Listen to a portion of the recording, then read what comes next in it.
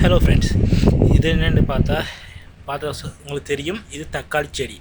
அது சின்ன கண்டு தக்காளி செடி. இது அளவு உயரம் வந்து பயங்கர குறைவு. நான் முதல் வச்சுருந்ததை விட பயங்கர கட்டையாக இருக்குது. ஆனால் முதல் இருந்த பெரிய தக்காளியை விட இதில் நிறைய பூக்கள் பூத்துருக்கு. ஒரு காய்களும் நிறைய காய்த்திருக்கு. இங்கே பாருங்கள், இது பழுத்து கொண்டு வந்த காய். இது வந்து காய்க்குது, பழுக்கலை, காய்ச்சி போயிருக்குது. வாங்க, இதில் போல் பூ இருக்குண்டு, நிறைய பூ இருக்குது. இங்கே சின்ன ஒரு கண்டு, சின்ன காய் பாருங்க. அப்படி நிறைய காய்கள் இருக்குது.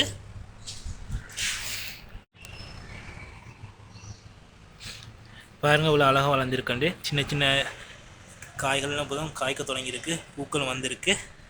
பூவிலேருந்து காய் வந்து கொண்டிருக்கு.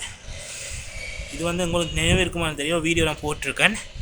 ஒரு பூசணிக்காயும் தக்காளியும் சேர்ந்திருந்த ஒரு இதுதான் தனித்தனியாக ஆக்கினேன். அந்த வீடியோவில் இருக்கிற லிங்கை நான் உங்களுக்கு கமெண்டில் போட்டு விட்றேன். அதுலேருந்து எடுக்கப்பட்ட தக்காளி விதைகள் தான் இப்படி வளர்ந்துருக்குது. பாருங்கள், இவ்வளோ காய்ச்சி போய் இவ்வளோ அழகாக இருக்குங்க. பாருங்கள், பூவிலேருந்து சின்ன ஒரு தக்காளி வந்து கொண்டிருக்கு. அது அப்படியே இப்படி தான் வருது.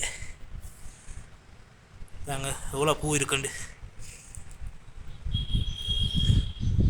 உங்களுக்கு விளங்குதுன்னு தெரியுது. எவ்வளோ அழகாக இந்த சின்ன தாவரம் தான், சின்ன கண்டு தான், எத்தனை பூக்கள் எத்தனை காய்கள் இருக்குன்னு நீங்கள் பாருங்கள்.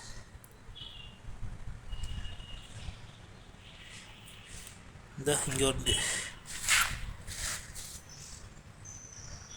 ஒவ்வொரு மரத்துலேயும் ஏதோ ஒரு காய் இருக்குது. சின்னனோ பெருசோ காய்கள் இருக்குது. இங்கே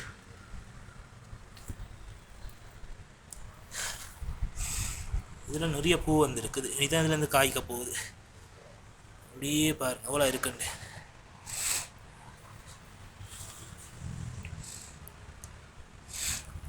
குறைஞ்சது 1 2 3 இதில் 4 5 6 7 8 கண்டு வச்சுருக்க ஒரு சின்ன தக்காளி தோட்டம் தான் இது.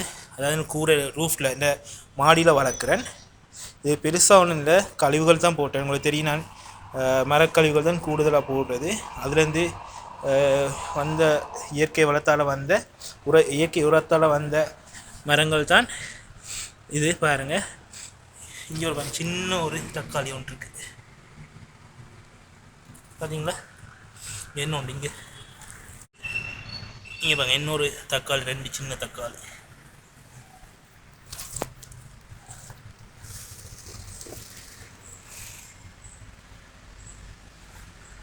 முடிஞ்சால் நீங்களும் உங்களோட மொட்டை மாடியில் இடம் இருக்குது, இல்லை பெல்கனியில் இடம் இருக்குன்னு சொன்னால் கூட சின்ன ஒரு பேக்கில் மண்ணை கொஞ்சம் வாங்கி போட்டு, இல்லை நீங்கள் அதை எடுத்து சின்ன ஒரு தக்காளியை போட்டு வளங்க.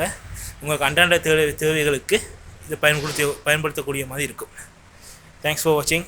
கட்டாயம் இதை லைக் பண்ணி ஷேர் பண்ணுங்கள். முடிஞ்ச அளவுக்கு தேங்க்ஸ்.